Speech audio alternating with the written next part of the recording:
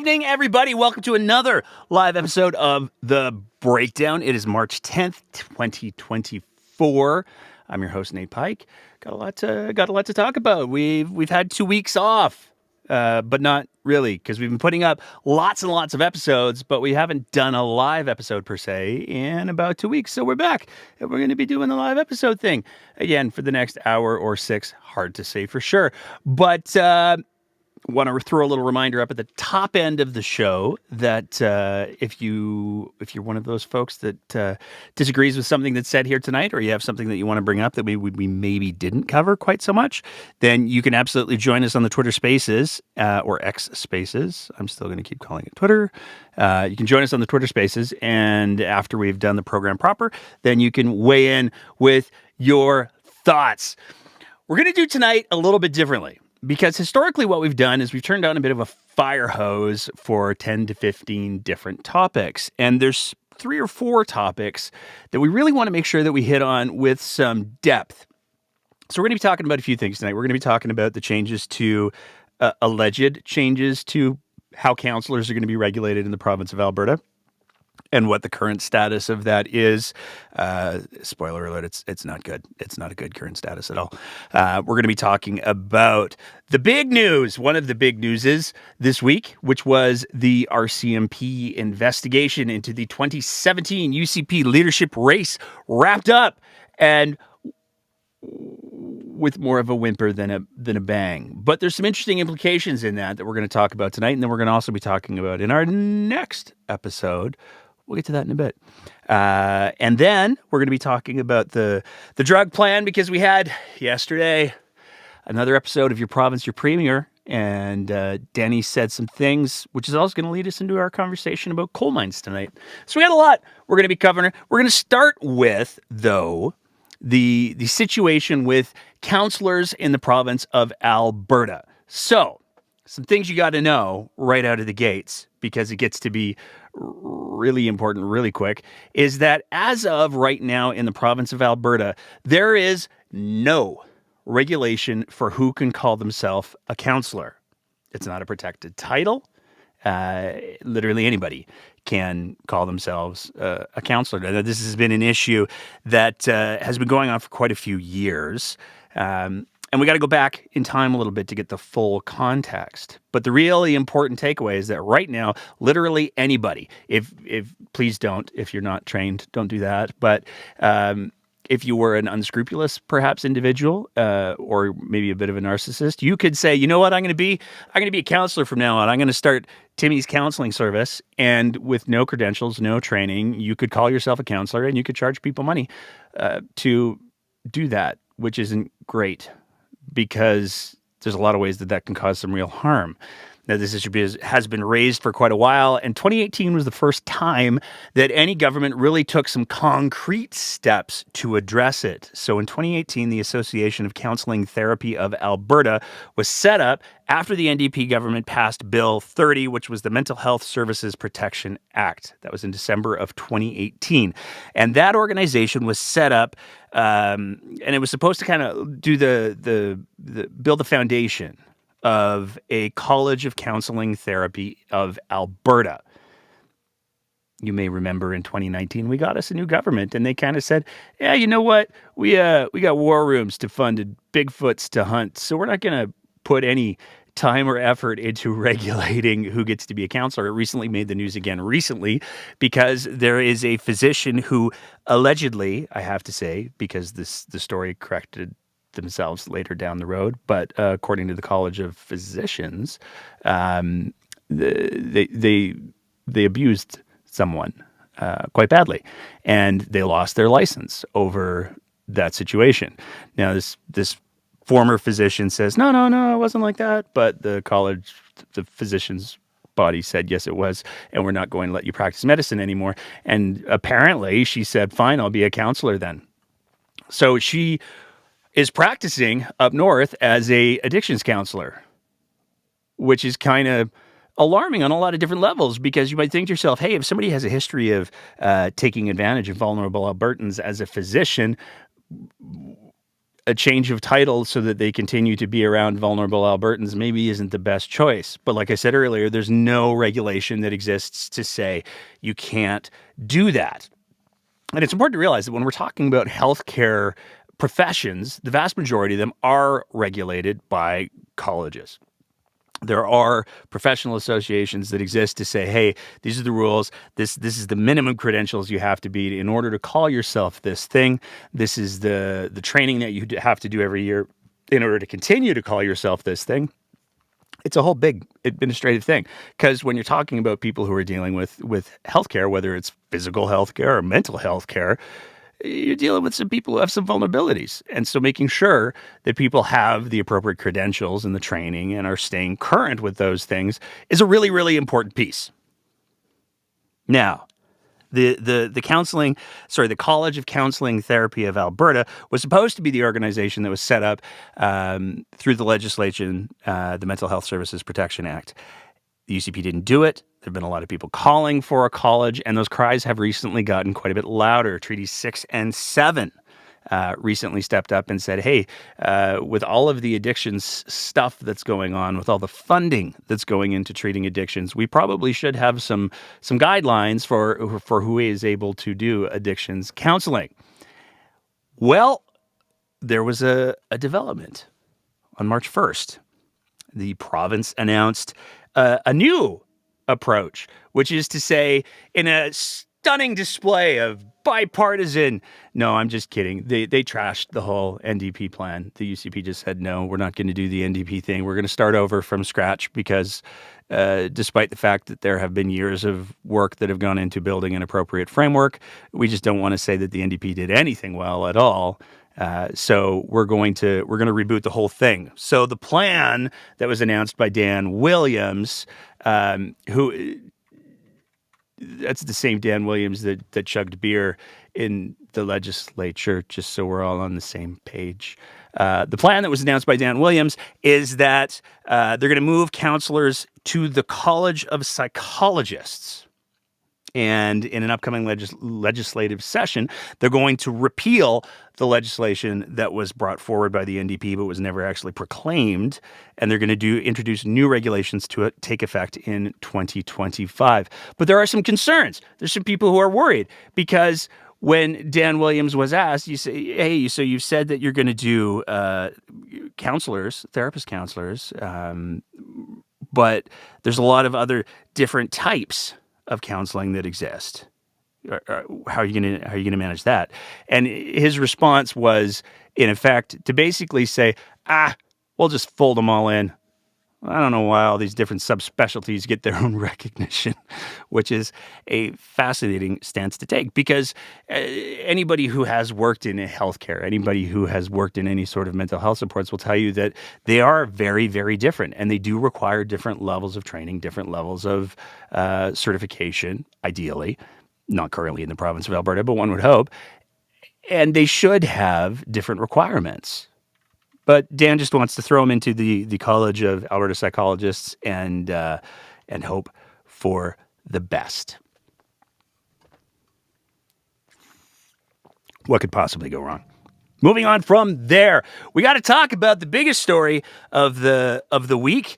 The RCMP investigation into the 2017 UCP Leadership Race. On Thursday, they announced that they were going to have a press conference. They gave a full 24 hours of notice to say, hey, we're going to have this press conference. Y'all want to get ready.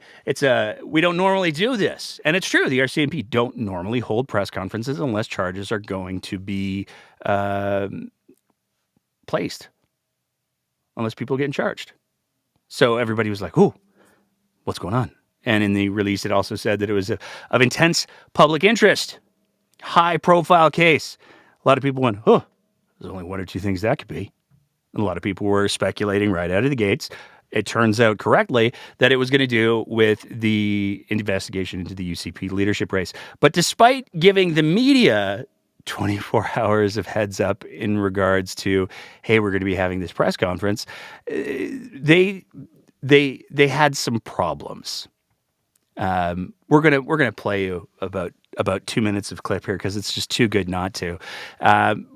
But for context, by way of context, when the RCMP released their statement, they provided a YouTube link. And they said, if you want to watch the live stream, because you can't get there in person, because it's in Edmonton, then you know what? Hey, here's a live stream link. You can watch it. And so at 10:45, when the probably a little bit before 10:45, when the press conference was supposed to go live, people started tuning in. But what they got wasn't a press conference. It was roughly 20 minutes. Don't worry, we're not going to play the whole 20 minutes, but it was roughly 20 minutes of this. One more time. Check it one more time. One more time? Yeah.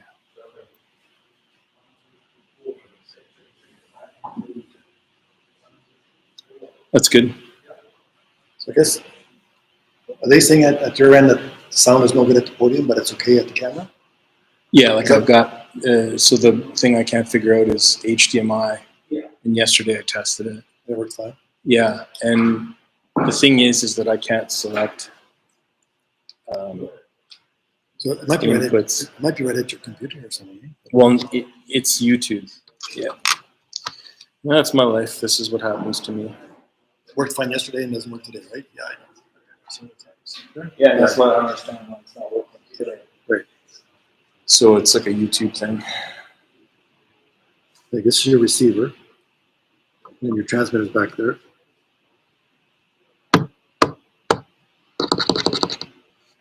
Four, five. Microphone check. Everybody good?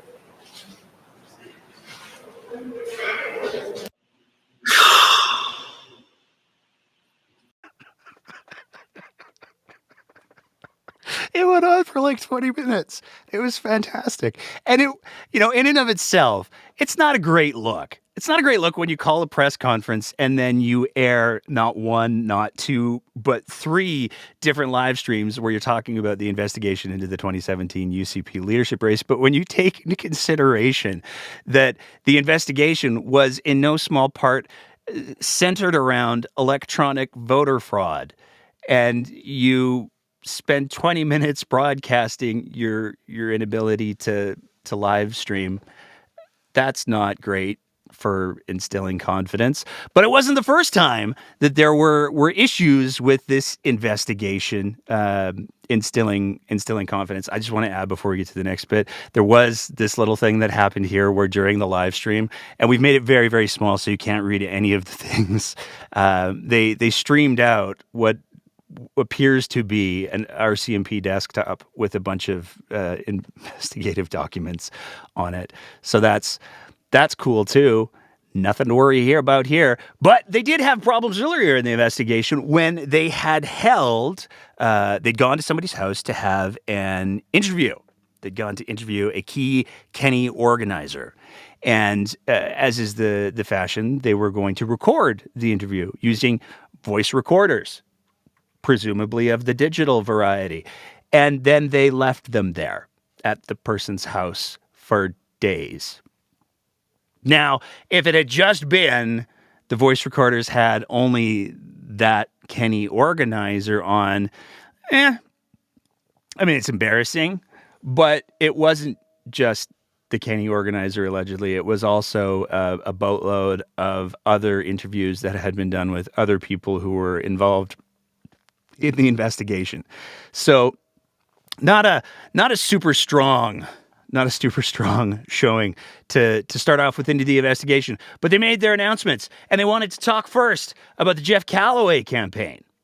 And this is probably the most confusing clip, aside from the 20-25 minutes of it's a YouTube problem. This is probably the most confusing clip of the entire press conference. Colleagues down in Calgary and CBC, they did obtain a number of documents that showed a really close connection between the Callaway and Kenny campaign, including a date for Mr. Callaway to drop out of the race. And I know you don't want to get too much into the details when you haven't laid charges, but what would be the standard for, what would have been taken to lay that charge? Yeah, so the best thing I would advise anyone who's interested in that question is to look at the criminal code, look at section 380, and of course, you're not lawyers, I'm not a lawyer, so getting advice from someone who's an expert in that area can have an opinion. What I can say to you is that for us to lay a charge, we need to believe that there are reasonable grounds for all the elements of that offense. It is not, unlike a fraud involving selling a vehicle that you don't own or a house you don't own, you have to prove, which requires intent as well, knowledge and intent. We found no evidence in our conversations and interviews, and we had cooperation from the candidates that there was not a willingness to take on the leadership role if Mr. Callaway had won the election, leadership contest. And that is very, very relevant to whether or not this would have been a fraud under the criminal code. Okay, so let's see if we can unpack that just a little bit. Because Jeff Callaway would have been willing to be the leader if he had won, even though his campaign was allegedly coordinating very, very closely with the Kenney campaign. And as that reporter pointed out, the Kenney campaign actually provided the date that Callaway was to drop out and endorse Kenney, despite all of the evidence that there was significant coordination between the two campaigns. If, I guess, Jason Kenney fell out of a plane and Jeff Callaway somehow won the leadership, he would have been willing to take on the leadership. That means that he wasn't completely misleading people as to his goals, I guess. But let's take a look, as the police inspector in that clip said. We decided to take a look at Section 380, and I'm not a lawyer, let's be clear, and we don't have any lawyers on staff here at the Breakdown, so you can talk to an expert who has an opinion, I think is how it was said. But basically what the Criminal Code Section 380 says is everyone who by deceit, falsehood, or other fraudulent means, whether or not it is false pretense within the meaning of this act, defrauds the public or person, whether ascertained or not, of any property, money, or valuable security or any service, is guilty of an indictable offense and liable to a term of imprisonment not exceeding 14 years when the subject matter of the offense is a testamentary instrument if the value of the subject matter of the offense exceeds $5,000 or is guilty. So what Section 380 appears to say, and again, totally not a lawyer here, but what Section 380 appears to say is it's got to have monetary value. The thing that you're saying that you're going to give people has to have a defined monetary value. And if it doesn't, then it's not fraud. And a leadership of a political party doesn't have a defined monetary value for the people that would be voting for that person. Maybe that's what the inspector was going for. It's a very confusing clip. Now, the good news is, to confirm whether or not it really is that confusing, in a couple of days we're going to be presenting a conversation with somebody who maybe can share some light on that. But moving on from there, that was the Callaway piece. What about the UCP leadership race? Were there fraudulent votes cast? Comprehensive investigation into voter identity fraud, the Alberta RCMP determined that there were suspected instances of potential fraud. However, there was insufficient evidence to charge any suspect. And again, there was no evidence that any leadership candidate orchestrated these relatively rare instances. The decision on whether or not to lay a charge in Alberta rests with the police. However, throughout this investigation, as is normal for a significant investigation, the police did seek advice from the Crown, which began in Alberta, but was later referred to the Ontario Minister of the Attorney General, who assigned Crown prosecutors. So again, a lot to unpack there. Because on one hand, what it appears to be being presented is you can't say somebody committed fraud unless they've gone to court and they've been found guilty of fraud. But they weren't able to identify the bits that they needed to determine exactly who to charge with the fraud. So they didn't charge anyone with fraud, but also there's a clear delineation that's going on there where he's saying, hey, you know what? Normally, the Alberta police, we would make the decisions about who would get charged. In this case, as with all high-profile cases, the they had Crown prosecutors who they were consulting on the charges question. Now, of course, he's not going to say, and of course, we're just reading into it. He's not going to say, hey, you know what? It was the Crown prosecutors who made the decision not to lay the charges. We did our best. What are you going to do? He's not going to say that. And to be clear, he didn't say that. But we're having a press conference when there's no charges, and that's not a thing that happens. And part of the message inside of the press conference is we weren't the only ones who were involved in the decision in regards to whether or not charges should be laid. But they are very clear that they have really good indication that, yeah, in fact, there was some fraudulent votes. Now, this is where it starts to get even more complicated. Largely many of these the votes that we're talking about, the 200, it's where we had clear evidence from the person whose identity was associated to that vote had no knowledge or did not permit anyone to vote on their behalf. So in those cases, obviously we tried to identify there was multiple different mechanisms. Sometimes it was an email address that the PIN was delivered. Sometimes it was through a phone system, and then also how the vote was cast. It could be cast through a telephone. It could also be cast by logging into a website. We do not have evidence to suggest that there is potential fraud in the case of those votes, but it's important to clarify that those matters have not been tested in court, and there was insufficient evidence to lay a charge. And our biggest obstacle was being able to satisfy ourselves that we would have sufficient evidence around the identity of the persons responsible to prove that. And when you think about how voting works, and you need a witness often to an offense. And if you don't have a witness, you need to tie the device that was connected to the offense, if it's even knowable, because there's ways sometimes it's not knowable, but if it's knowable, to that suspect in a clear manner. And we didn't have that evidence at the end of the day. So, to recap the story so far, there were fraudulent votes that were cast. It was only about 200, but that's still 200 people who had their identities, in effect, stolen. But because the course of the investigation wasn't able to identify the specific individuals who would have cast the vote using that stolen identity, because the votes were cast through a variety of means and they didn't have a witness to say, yes, that's who did it. It was that guy. They didn't have anyone to do that. Because of that, because they couldn't say specifically which person cast the vote for that individual, they didn't have the ability to lay charges. And that's just where it's going to be left, which is complicated for a lot of different reasons, because there are 200, at least, or roughly, Albertans who had their identities stolen in order for people to cast votes for them in the 2017 UCP leadership race. And this press conference didn't provide any sort of closure or description as to what steps were being taken for those people. They just said, well, we're not going to be able to press charges in those cases. The UCP hasn't issued a statement saying, hey, you know what?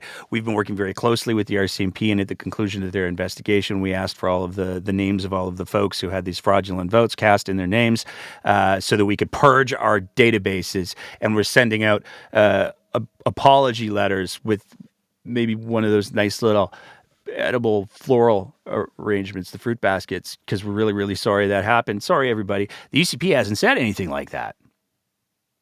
And the other piece that gets to be particularly important in this conversation, and this is something that more than about a couple of people have observed, is this whole situation in many ways provides a roadmap for how it is that if you wanted to subvert an internal party process, there's some ways that maybe you could give it a try. Now, nobody's saying to do that, to be clear. But throughout the press conference, the police officer was very, very clear. This is not, he wanted to be very clear, and it's in the official RCMP statement as well. This is not a publicly administered election. This isn't like the provincial elections or the municipal elections that are overseen and administered by a totally different body.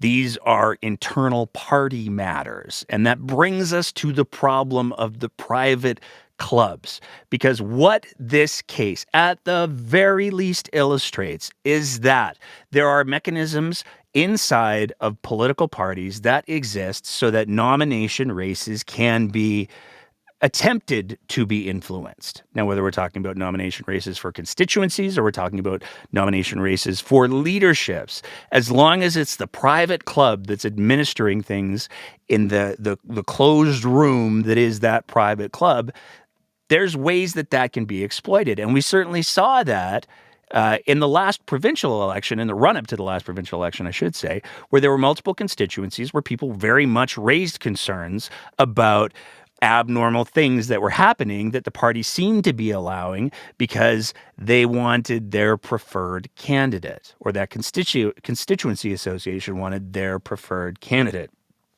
Now, all of this is to say the party process can be very flawed. And it forces the question, with all of this going on, with all the drama, with all the intrigue, with all of the ways that it can cause failures, with the people having their identity stolen, with all of this, you got to ask the question, why would we want to do this on the municipal level? Why would people be pushing so hard to do this on the municipal level? We've seen Danielle Smith come out with policies that are very, very clearly advocating for parties at the municipal level, despite the fact people don't want that. Most people don't want that. And we've seen all sorts of special interest groups who have very particular agendas wanting to see the party system come to the municipal level. But until we get these things sorted out, especially when we're talking about nomination races where if you get the endorsement of that party, it's a given that you're going to be an MLA or a premier, or if it rolls out to the municipal levels, potentially a city councillor or a mayor. If we don't get those holes plugged, we're setting ourselves up for a whole lot of trouble. Moving on from there, we got to talk about drugs, is what we got to talk about for a second here. So when I say we got to talk about drugs, the reason why I'm saying this is because, as we touched on last live episode that we did, there's a new Pharmacare deal. It's kind of a big deal. The federal NDP and the federal Liberals got together and they said, hey, there's some things that people shouldn't have to pay for when it comes to accessing drugs, when it comes to accessing medications. And that's a big thing to get started on. A national Pharmacare plan is a big thing. It's a big project. And there's lots of little things that got to be worked out along the way. So they said, you know what, we're going to start with just a couple of broad areas. We're going to start with birth control, and we're going to start with diabetes medications. Sounds like a really good deal. But, as will come as a shock to absolutely no one, Danielle Smith had some thoughts.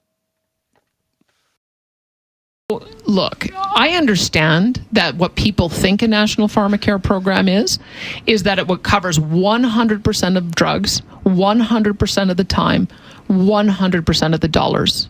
That's not the case. And I'll tell you the conversation I'd have to have with my dad, who is on our seniors pharmacare program. It covers 7 drugs for him. He doesn't have diabetes, so it doesn't cover insulin. So I'd have to say, Dad, would you like me to cancel your coverage and we'll pay 100% of your birth control? Because that's all the federal program covers. It covers diabetes and birth control. 2 types of diseases. Our Pharmacare program, covers 5,000 drugs. There is no possible way that I would put people at risk of having their drugs not being covered by opting into such a deficient federal plan. If the feds want to come to us... It's a case of one or the other. You couldn't have both? Well, no, because that's what they're trying to do. They're trying to come in. What we'd have to do, I guess, is create some kind of carve-out where I suppose you'd keep our plan and then there'd be a secondary plan that would only cover those two types of products right from dollar one. But why would you create a program like that? That's bananas. What you would do is if they wanted to deal with us in good faith, they'd come to us and say, what do you currently cover? And we'd tell them, well, we cover 50 different types of birth control. And we also cover 9 different types of insulin, plus $2,400 worth of insulin products. Would you like to work with us to expand that to cover more people? Would you like to work with us to make sure that our 5,000 drug plan can be applied to people who aren't covered? If that's how they approached us, you bet. That's how I'd want to do it. But that's not what they want to do. They want to create a 2-drug plan, pretend to the public that they're doing something comprehensive, universal, that will cover everything from dollar one, and it's just not true. And so it's 100% politics, and they're trying to wedge people on what they hope it will be, but that is not what it is. And I'm not going to compromise people's current drug plans, making them believe that the federal drug plan is going to be better. It's 2 types of medications. That's it. Glad you could clarify that for us, Premier Smith. You know that scene in one of those Star Wars movies where Luke Skywalker, anybody who grew up in the 80s knows Luke Skywalker is just like awesome. But Luke Skywalker says, it's remarkable everything that you just said was wrong. That definitely applies here. Now, we could start at the highest of levels and we could say, hey, Danny, you said that it only covers 2 types of diseases. Pregnancy's not a disease. It's not a disease, Danny. Pregnancy's not. Diabetes, yes. But pregnancy is not a disease. You can't call it that. We could start with that, but there's some bigger things that we could potentially go on to, because Danny says, hey, you know what? We've got all this amazing provincial coverage. It's so good with the coverage and what we provide, and why would you possibly want anything else? So we thought, hey, you know what? Maybe we'll take a look at what that coverage actually is. So we went to the provincial website to take a look at what the drug coverage is that's covered by the province. There's the Alberta Health Benefit, Alberta Adult Health Benefit. Benefits are available to low-income Albertans through the Adult Health Benefit, the Alberta Child Health Benefit. That's another one where we're taking a look at low-income families can apply to this program to get eyeglasses, prescription drugs, dental care for their kids. There's AISH, which is the assured income for the severely handicapped, and everybody knows anybody who's had to go through the process to get on AISH. It's not an easy process. There's some biosimilar drugs that are available. You can claim benefits through Alberta Blue Cross. There's the Coverage for Seniors program. There's drug benefit list and drug review process. There's non-group coverage. We're going to talk about non-group coverage in just a sec here. There's the opioid agonist therapy gap coverage program. There's palliative healthcare benefits, and there's specialized drug benefits. So to make a very, very long story short, if you want to get healthcare coverage from the province of Alberta, here's your options. You can be really poor, and we're going to talk about how poor in just a second. You can be really disabled. You can be really old, or you can go after the non-group coverage. Now, what is the non-group coverage? Well, in effect, it's Blue Cross. So you can sign up for Blue Cross with the province of Alberta. And, oh, wait, it's still not free, though. You're still paying money. So if we're talking about the full premium, what you would pay would be for a single adult to get partial coverage, because this is not 100% coverage for most things. It's partial coverage for a lot of things. The full premium, you can pay $63.50, or for a family, you can pay $118. Now, you can get subsidized premiums, but that's where we have to have a conversation about what's required in order to get the subsidized premiums. So again, if you're enrolled in the non-group coverage, the premium subsidy program may help lower income Albertans reduce their premiums. You can apply for a premium subsidy for the current benefit plus 2 previous benefit years. You will still pay up to $25 per prescription purchased. A couple of other eligibility pieces. All residents of Alberta are eligible to apply unless you are a new or returning resident from outside of Canada, exempt from paying income tax for religious, charitable, or communal reasons, a student from outside of Canada who's temporarily in Canada, or a senior 65 years of older, because seniors are eligible to apply for the premium subsidies based on the old people's subsidy program that we mentioned earlier. But let's take a look at what those actual income thresholds look like. So if you're a single person and you want to apply for the reduced premiums that the province generously offers, how much money? What's the cutoff? Oh, you have to make less than $20,970 a year. If you have a family with no children, you have to make less than $33,240 a year. And if you're a family with children, you have to make less than $39,250 a year. So when we're talking about how low income this actually is, it's really low income in order to access any of these programs. And that's a really important thing to consider because Danny's presenting it in the context of, oh, hey, everybody, but look, we've got all this coverage. Coverage is so much, but you have to make a stunning amount of not money in order to be eligible for any of these programs, or you have to be eligible, you have to be old, or you have to be disabled. For a little bit of context, as of January 24th of this year, the average salary per individual is $50,000, $50,630. So you have to make basically a third of what the average Albertan is making in order to apply for any of these programs. So for Danny to say, hey, we've got this we've got so much coverage. This coverage is just falling out of the trees in Alberta. For Danny to say that is patently false. If you make more than, as a single person, if you make more than $20,000 a year, you're not eligible. As an average Albertan, you're not eligible for any of these coverage options, for any of these reduced premiums. You can pay the monthly premium, the $100 and some odd dollars. You can pay that and get partial health coverage through Alberta Cross, but you can do that with any health insurance organization. So it's not accessible. It's not 100% free coverage for these drugs. That's a gross misrepresentation of what the program is.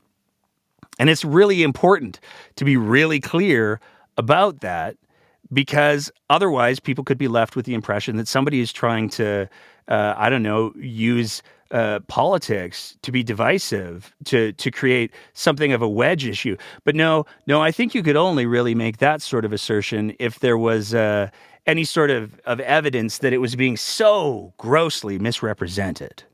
That somebody was saying, let's imagine a circumstance where somebody was straight up asked, is it an either or situation? If somebody gets coverage for birth control or for diabetes medications, does that mean that they can't have any other coverage? You'd have to have somebody, have a weekly radio program and say, yes, that's absolutely the case.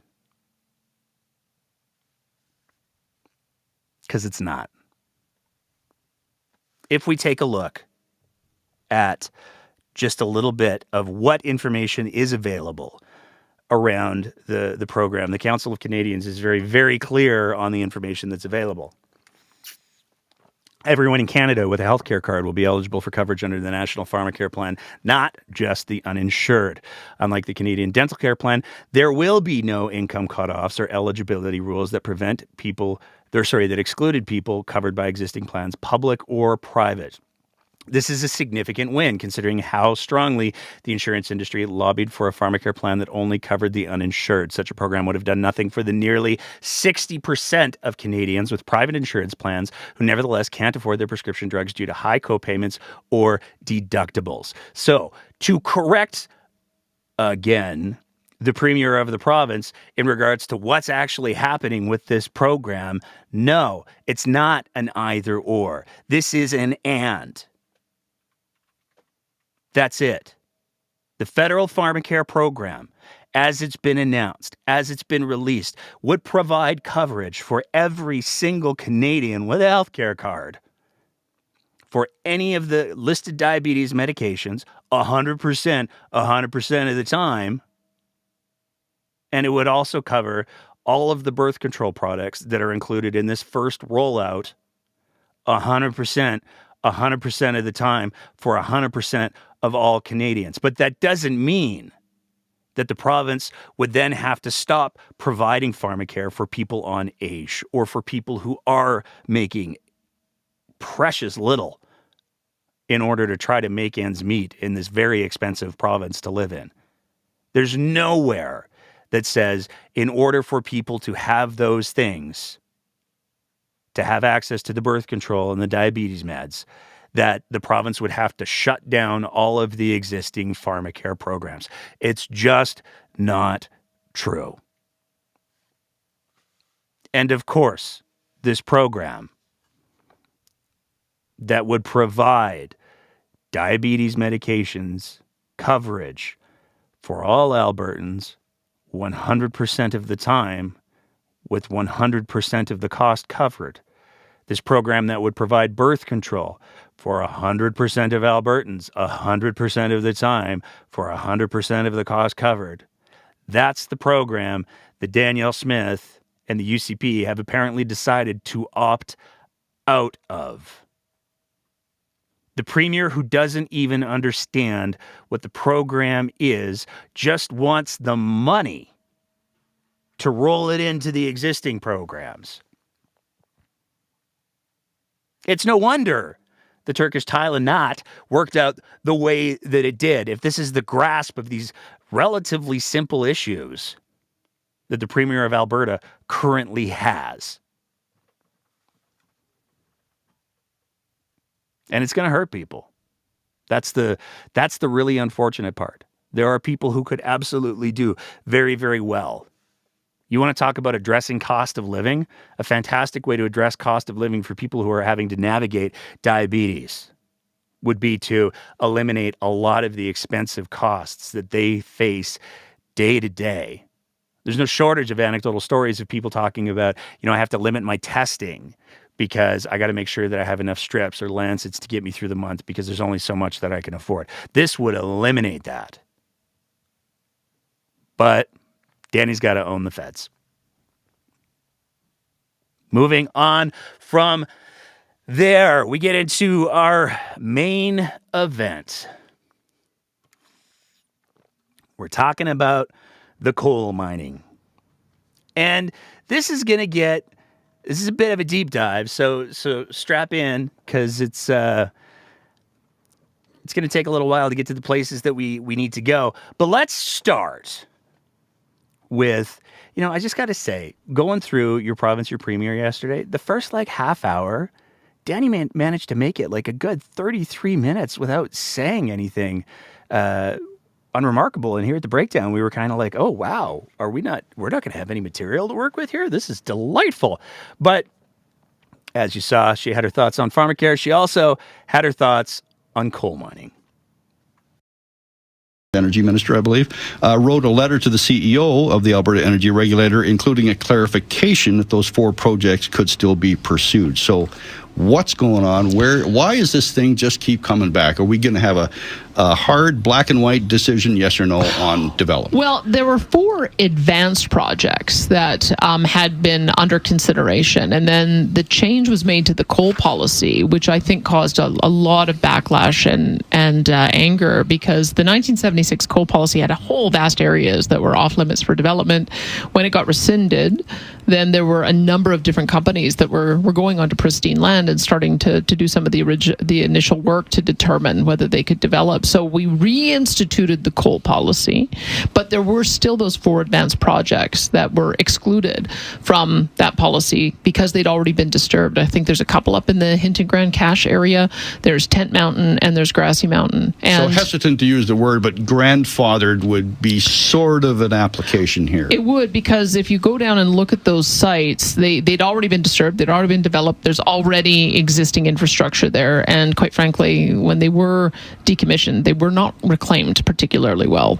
And so I think there's been some appetite in the community to get them reclaimed properly and to reconsider whether or not they should also be mined at the same time. So that's why those 4 projects had been given a carve-out when the new coal policy came back in, to see whether there was some local support to be able to reopen them, finish the mining, and then reclaim them properly. So we're just letting the process proceed, and wanted to make sure that the AER knew that they could continue looking at those as 4 advanced projects, that there wasn't an intention for that to be part of the reinstatement of the 1976 coal policy. So I'll just let that play out, and they'll have to see if they can get public support, if they can address the environmental issues. Anytime we have a major project, they have to have all of those considerations. Okay, so that's Danny's thoughts on the coal mining situation, and in particular in regards to Grassy Mountain. Now, if we're talking about Grassy Mountain, we've got to talk about Northback, which is a subsidiary of Hancock Prospecting. And this is where things get kind of silly really quickly. So Hancock is actually an Australian company.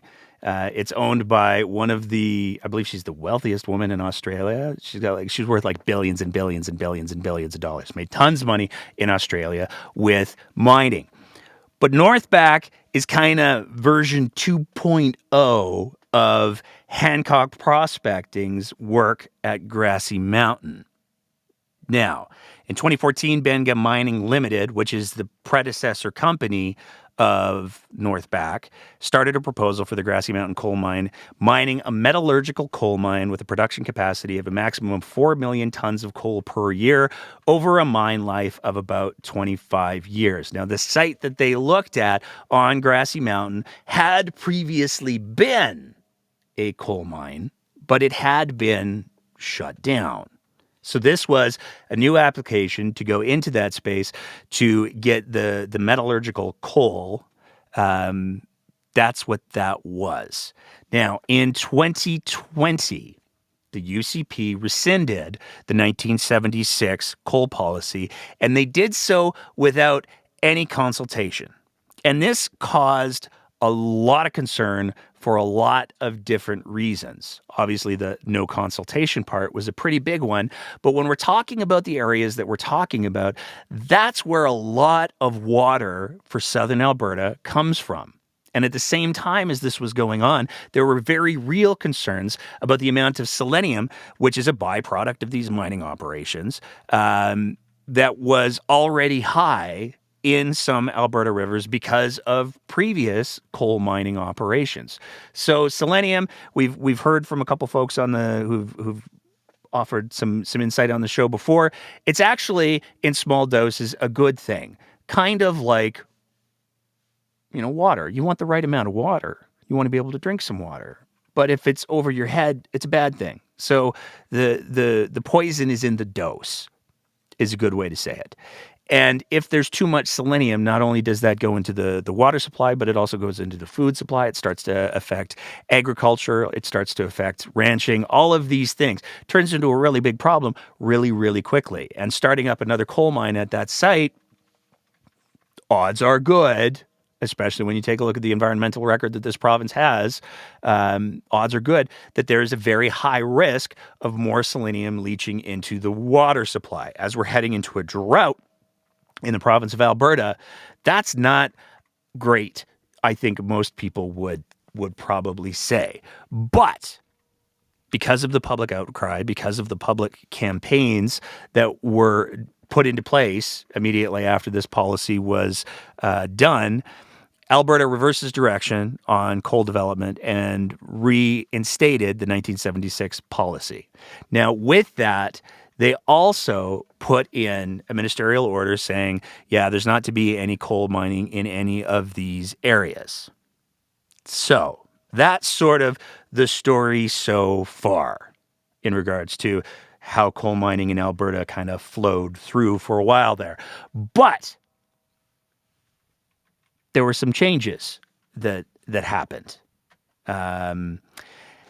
One of the big things that is relevant to this particular conversation is that in June of 2021, a joint federal provincial review panel denied Benga's permits needed to resume mining for steelmaking coal at Grassy Mountain. So both the province and the federal government said, "Nuh-uh, you don't get to do the coal mining. Sorry." And by most interpretations, that was the end of that project. And the panel, this is the joint provincial federal panel, said that the environmental effects on fish and water quality would outweigh the project's economic impacts. So that was that. But then Northback came to be because the Benga mine thing, well, the Benga name, that's no good anymore. What if we rebranded and we called ourselves Northback? And then what if we applied for exploration drilling? So they're not actually doing the coal mining yet. What they're wanting to do is drill a bunch of very deep holes in the ground to determine the size of the coal deposit. Now, it's a pretty safe bet to say that if you're going to spend a boatload of money drilling very deep holes in the ground to measure a coal deposit, you're doing that not just for academic reasons. You're doing that because at some point in time, you want to be able to get that coal out of the ground and make a boatload of money. Consequences be damned.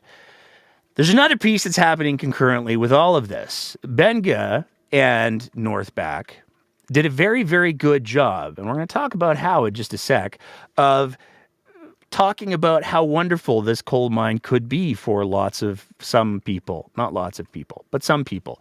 And one of the things that happened is in the course of the decision where the federal government said, no, we're not going to give you a permit for this coal mine, two First Nations said, hey, we don't think that necessarily we got the consultation process that we should. The Piikani and Stoney Nations didn't get the opportunity to speak to the federal government about why they believe that the mine could be a good thing.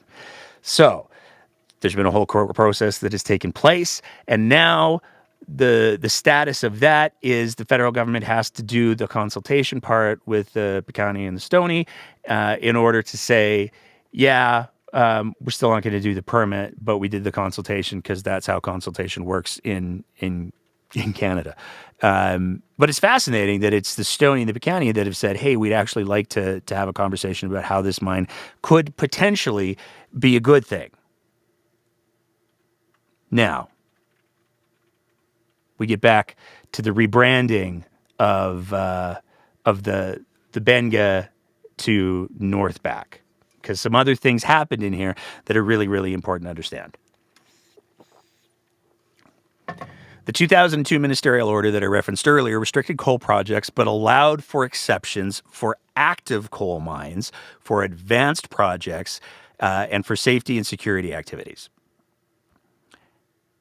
The definition of advanced means a project that's already moving through a regulatory process. While Benga did submit documents and go through the regulatory process, that process was rejected in 2021 as not being in the public interest by both the feds and, again, the province. And this was a UCP government at the time. Really important to keep that in mind for context.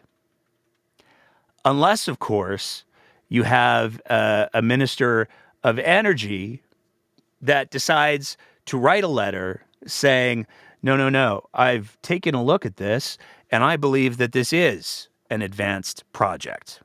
because Brian Jean decided to write a letter to the Alberta Energy Regulator saying that the project should be considered an advanced project. While all of this has been going on, Northback has still been really quite busy. They have launched a impressive PR campaign that's been going on this whole time. And we want to talk about a couple of the things that they've done. One of the things that most recently caught a lot of people's eye was they made a huge donation, $75,000 donation to a school district, which is kind of sort of a private school district, where they talked about, so it's the Livingston School. No, I'm going to get the name wrong. I'm just going to skip right past it. They donated $75,000 to a lunch program. Now, hopefully, that lunch program comes with a whole lot of bottles of water, because that $75,000 is not going to cover the potential damage to the water situation that's going on with the selenium and everything else that could potentially be leaching out. Again, want to highlight both the province and the federal government said the environmental impact is not worth the benefit that would come to the province. So Northback has been going out of their way to convince people, nah, this is actually a really, really good thing. But it's not just the lunch program. And it's kind of fun because they spent $75,000 on this lunch program, and with the press release got their name wrong. They said Northback. Now, it's kind of wild that a school district that's in charge of educating kids would get the spelling wrong in their press release for the company that gave them $75,000, but do what you will. This announcement also came with a social media tweet. Today, Northback's presented a $75,000 check to LRSD for our nutrition program and treated students at the school to breakfast. This general donation will help an additional 1,000 students in our division, and every student every day, some hashtags, a link, and some pictures. But here's the thing. When you take a close look at those pictures, there's a familiar face in there. Why, that's Chelsea Petrovich, who is the MLA for Livingston-McLeod. Hey, did Chelsea happen to have any thoughts about whether or not there were any active projects going on in the UCP, in the provincial election?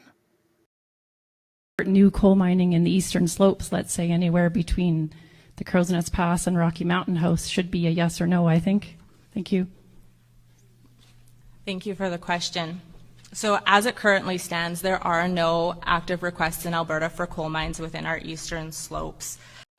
So in 2023, Chelsea Petrovich, who was running for the UCP, who was hanging around with all the UCP powers that be, was very, very clear. There's no active projects. There's no advanced projects. There's nothing going on. And yet Brian Jean has said, oh yeah, no, it's a work in progress. But it's not just lunch programs that Northback is doing, They're doing a whole lot more. They're donating to all kinds of different local initiatives. What we have here is a donation of $39,404 under Australia Days. We're celebrating Australia Days in the Crow's Nest Pass, but there's no corporate influence. It's cool, y'all. Northback Australia Day donated $39,404 to the outdoor skate park, but that's not all. They also donated $39,404 to the Crow's Nest Pass Quad Squad. But wait, there's more, because of course there is. Northback also hosts events regularly and has since they became Northback in the Crow's Nest Pass area in Blairmore. So they have a ladies' night at the golf course. You can go and you can play 5 holes. They got prizes. It's cheap. You get a good dinner. They got Easter egg hunts, March 31st. You can get a brunch at the Crow's Nest Pass golf course. They have a Christmas festival brunch, sponsored by Northback. It's almost as if, I don't know, Northback, what's the turn of phrase that I'm looking for here? It's almost as if Northback was part of building that golf course, they were. The golf course was recently upgraded in a major way. I think it was 5 holes that were upgraded and moved, and that was done with funding by Northback. So Northback is pouring gobs of money into the Crow's Nest Pass area. And we're talking about a population, when you talk about Crow's Nest Pass, you're talking about a population of about 6,000 people. They're pouring tons of money into this area to try to convince people that they're just the bestest darn company and that everybody should be super comfortable with them ripping apart a mountain and maybe causing toxic amounts of chemicals to go into the water supply that would infect the entire southern half of the province and have massive impacts on agriculture. That's cool though, because they're just so gosh darn nice. And they've been doing a tour as well, because Northback recently appeared to tell a heartwarming story about their lunch program at Fort Macleod. The piece on the drilling application, and then I'm going to pass it over to Dana, our community relations advisor, and she's going to provide a brief update on a really wonderful piece of work that she's done recently. The vast majority of people opposed to us conducting exploratory drilling program are in Lethbridge, Calgary, or Edmonton. And so, I guess the key message of this slide is that, yes, there's people opposed to us doing this drilling. The vast majority of them wouldn't, directly be impacted by that drilling, whereas the people that would be directly impacted by this project are generally, not entirely, but generally supportive of the project. So I'm just going to pause there before we move on to the next piece of the presentation for Dana to talk to you about the Northback Breakfast Program. So in the spring of 2023, my then 11-year-old daughter came to me in tears saying, "Mom, there are kids at my school that are hungry." And so she started taking extra snacks with her to school. She was doing everything she could. And in the summer, she said, "Mom, is there something we can do?" And luckily for us, there was. Can you just click the next? So we took the idea to our CEO, and we were able to announce that Northback would partner with Livingston Range School Division by providing $75,000 per year for the Northback Breakfast Program, which will support the Livingston Range School Division Nutrition Program. So this sponsorship will provide crucial resources to ensure the continuity and growth of the nutrition program, which serves healthy food to all the students within Livingston Range School Division. This contribution aligns with our vision of creating a better future and supporting communities and families. So we're really excited for this initiative, and we'll be rolling it out at Livingston School in Lumbrick on March 4th. So very, very proud to be part of this program. Now, again, that is a corporate initiative that's being designed to create goodwill within the communities that are going to be directly impacted if the drilling goes ahead. That then turns into a coal mine.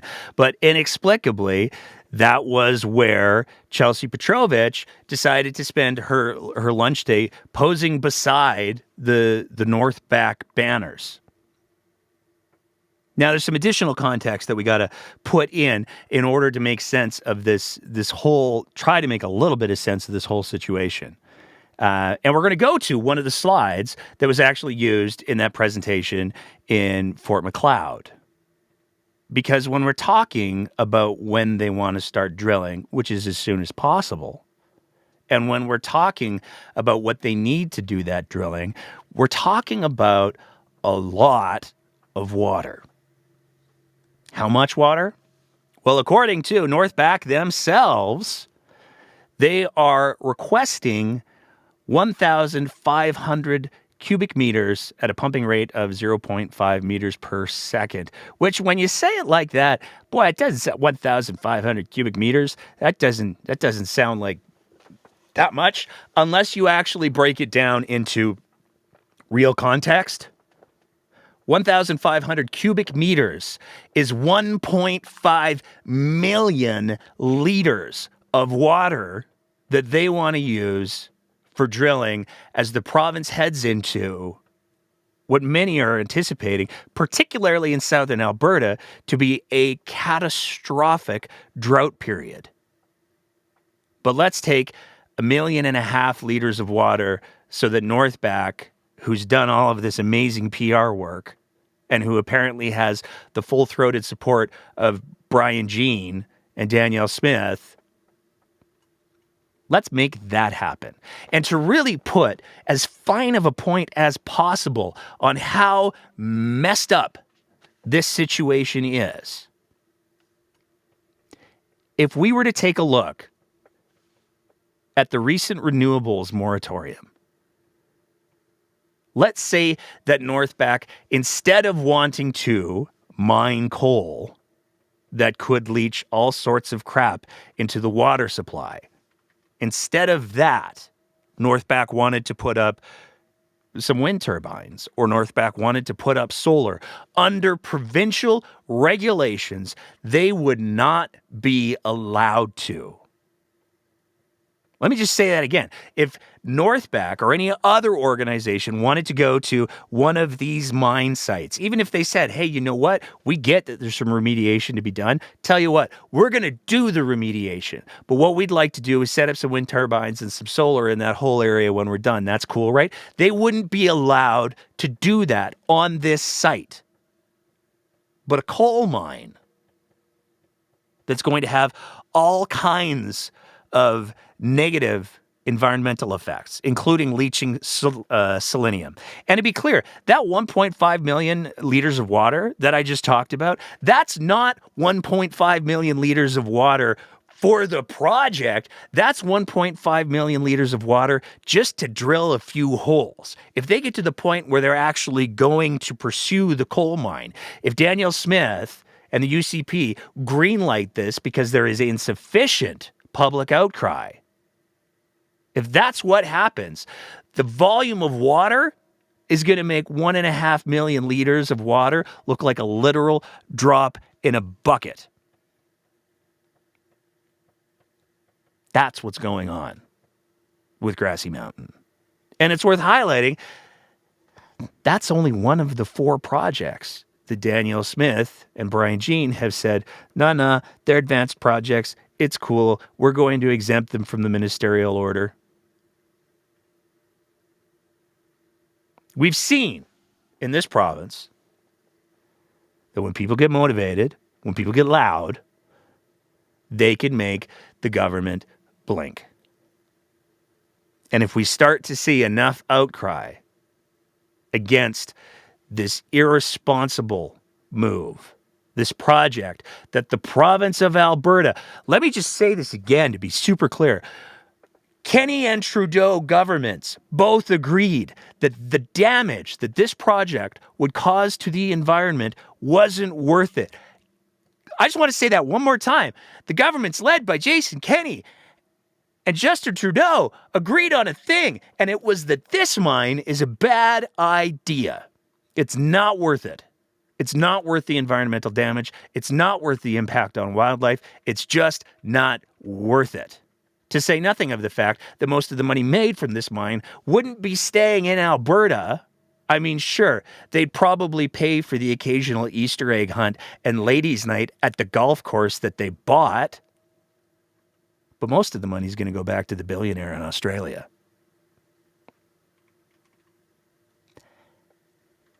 We got one more little piece that we got to throw in for the evening. And then we're going to open it up to the open mic if there's anybody who wants to weigh in. And if there's not, that's okay too. But there was one more clip from your province, your premier, that really just kind of highlighted so many problems with the style of leadership that Danielle Smith brings to the table. There's over 400,000 people with diabetes in the province of Alberta. I don't know if it's type 1, type 2, where the ratio is, but if you go on a proper diet and you take some supplements, you can get off the insulin. You don't have to keep taking the insulin. The other thing is like take a product like just anybody that's listening, Cheerios and pesticides. I can't remember the name of the chemical. It's chlorquat or whatever, but they're spraying it all over. But the question is, if it's in Quaker Oats and Cheerios, what's the long-term effects on the environment? Like these chemicals, if they don't break down and they go into the water table, which everything ends up back in the environment, is there any way that we could get a training program for people that are like diet, nutrition, that are in the hospital system, or maybe start it earlier in the education system in the school, and teach people what to look for in foods, and maybe kick some of this stuff out that has all the chemicals in it, and stop companies from spraying all these chemicals all over in the environment. Don, thank you. Don, thanks for that. I recently had a really good conversation with Darren Entwistle at TELUS Health, and they're putting together an app very much along the lines that you're describing. I just can't even hear that without bursting out into laughter. So Danielle Smith gets confronted with a conspiracy theorist on her radio show who is saying things that are demonstrably false about diabetes. Let's be clear, because apparently Danielle Smith couldn't be bothered to set the record straight around diabetes. There's two types of diabetes. There's type 1 and type 2, or often are referred to as insulin-dependent diabetes mellitus and non-insulin-dependent diabetes mellitus. Insulin-dependent diabetes mellitus is somebody who's, I always say this wrong, I want to say islet. I think it's islet. I don't know. Medical terminology. It's so hard. But they're cells that create the insulin in the pancreas don't do that. And so there's no amount of diet or herbal supplements or exercise that's going to turn on a part of your body that has just stopped. It doesn't work. It's been destroyed. That's just not going to happen. Now, there are some people who have type 2 or non-insulin dependent diabetes mellitus. There are some cases where some people with diet and exercise can get off of not the insulin because they're non-insulin dependent diabetes mellitus, but they can get off the other diabetes medications potentially, but it's not a guarantee and it's not for everybody. So for Danielle Smith to let this person just go uncorrected in the same episode of Your Province, Your Premier, where she's talking about the Pharmacare program that the feds are rolling out and the diseases that are diabetes and pregnancy. You can go back and listen to it. She says it's a disease. To not offer any sort of correction for no, what you're saying is patently false and it's not true, is bad enough. But instead of saying that to that person, hey, what you're saying is simply not true, or better, because maybe she doesn't know that there's two different types of diabetes. Maybe she doesn't know about the medications. One would hope that she'd been briefed on it, given her hard stance on the federal Pharmacare program. But let's give Danny the most benefit of the doubt possible here, and she just doesn't know. The correct answer would be to say, "Wow, those are some pretty bold statements you're making there, Dawn. You know what? I'm gonna have to do some looking into that, because I need to talk to some experts or healthcare professionals about how that actually works." But to pivot to the TELUS Health app, let's all fondly pour one out for Babylon, shall we? That is, it's always a spin to the corporate sponsors. It's always a spin to well, let's talk about the people that we're contracting with. Let's talk about the people who are gonna make money. Let's talk about the people who have the owner boxes at the Flames games and the Oilers games that I can now go to because I changed the rules about what kind of gifts I can accept. Let me talk about that app for a second. It's a great little app. And then to just go into another infomercial that is so her style is really quite on brand. That's a double entendre because it's on brand about the branding stuff. So that ends the program proper of what we have lined up for tonight. Once again, I'm just going to throw it out there. We already got somebody in the queue, and I have a feeling we're going to talk about selenium. But once again, if you're listening to the show live, or if you're watching the show live, you can hop on the X Spaces or the Twitter Spaces, and you can join in. As long as you're joining in from a phone, doesn't work from computers and tablets yet. It's got to be like a phone device, and then you can just request to be speaker. And with all of that being said, I'm going to bring in our first speaker, who is in fact this is one of the people that I was alluding to when I was saying, you know, earlier somebody had said sometimes selenium has an important role in agriculture, but it very much depends on the dose. Tammy, how are you doing tonight? Oh, not too bad. You hit actually 3 things that I hate about the UCP, so buckle up. All right, it's all yours. Okay, so yes, we'll start with selenium since you've already introed that. I'm a farmer.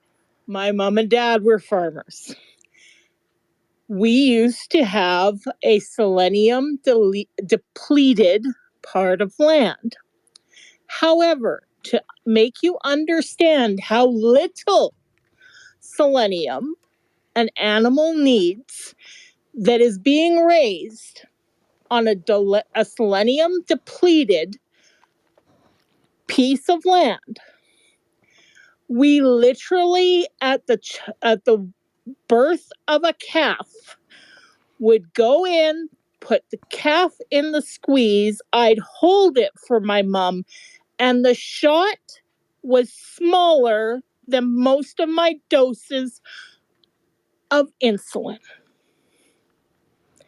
And that was as much selenium as that calf needed to grow up into a nice, strong heifer or bull for its entire life. So not a lot. That's it. It's tiny, especially when you're not talking about a human being-sized animal. Then Calves are generally 120, 100, like, it's little. So the amount of selenium, and here's the bigger issue that I don't think enough people understand. So in BC, where they've already had this happen, okay, the water in the places where they've allowed the coal mining to be done is now so poisoned that the federal government is forcing the coal mining companies that have done this to haul water in for people to use. Because the water is too poisoned for human use. Because to say that it's only affecting animals is wrong. It will affect us as well. It affects fish, it affects animals, it affects everything. Yep. 100%. So just the fact that they only look at it in animals at first is because basically they drink more of water that might be contaminated. Yeah. So here's the other problem with selenium. Selenium, there are plants that are called selenium multipliers. One of them happens to be one of our favorite feedstock animals in Alberta. It's called alfalfa. So when alfalfa pulls selenium out of the water or ground in order to build, the alfalfa itself becomes poisonous. You cannot use it as feedstock. You cannot use it for people like alfalfa sprouts. I still don't understand people who like alfalfa sprouts. I don't really either, but you know, it's a thing. The selenium and alfalfa does not mix. And then we're not even looking with this discussion, the fish. Yeah. That water with the selenium in it, guess what? You get to form fish as they're being grown. Elk, deer, moose, all drinking that selenium poisoned water. Guess what? You know what happens when they get selenium poisoning? So you get what in cattle we call sleepy calves. They're born So number one, the first thing is the males or the females, sorry, will abort a lot of the times their offspring. The ones that are born, they're born on too small of a birth weight, and they have sleepy baby syndrome. Basically, their bodies just don't work right, and they die. So this is way, like, it just, I hate the Alberta government. I hear you, and this is one of the reasons why we wanted to get into it tonight, because the reality is that the PR campaign that Northback is doing down there is they're throwing money at everybody, and when you're dealing with the population that they're dealing with in that town, we're talking like 6,000 people. It's really easy to throw $10,000 at 6,000 people each and not make a dent in your bottom line.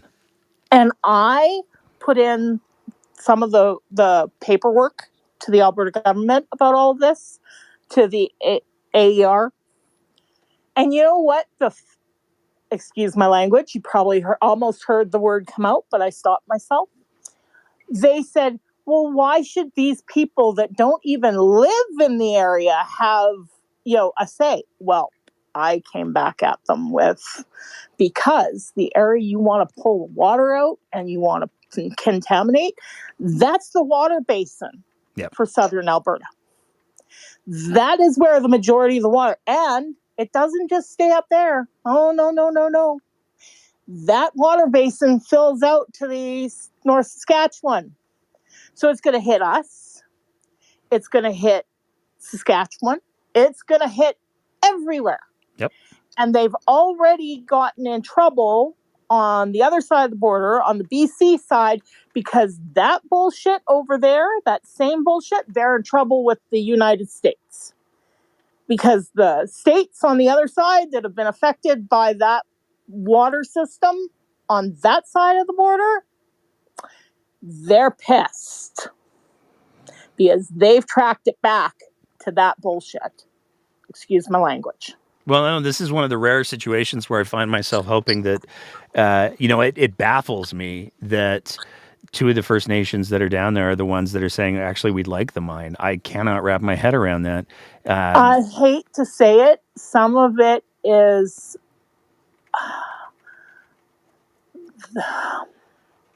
I know from being right by the First Nation by our farm. The money is really, really, really, and understandably, the money is really attractive. The one that's the area that where our farm is in, they were always getting money from and help from TransAlta because of the power plants. Mm-hmm. So for them, for their people, and it's understandable, like I get it. For them, it's a way to make money in areas that are oftentimes very depressed financially. And it's sad, and it's going to affect us all really badly. But that's oftentimes why. And then you have the further thing, and I can only speak from my experience with the band near where our farm is. They are elected officials, and you'll get some elected officials in the band that are really good and really care about their people. And there are others that are more like the UCP and are more worried about how much money they can get out of this deal. And it's a sad byproduct of democracy pretty much anywhere. Yeah, very true. Anything else? You said you had three things, so I want to ask you what the other two are. I've got three things. So, the diabetes thing. I'm diabetic. I have type 2 diabetes, and I will firmly, accept, my type 2 was caused by my bad health choices when I was younger. But once the damage is done, it is very unlikely that you can reverse it. Yep. You can make it better. Yep. Definitely.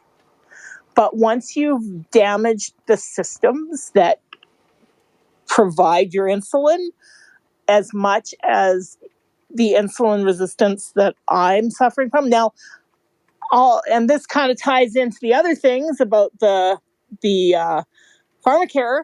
I'm on Ozempic, and I'm one of the people who take Ozempic because of my diabetes. I'm not one of the people who take Ozempic because they want to lose weight. For me, the losing weight is a happy circumstance. Like, that's an added bonus.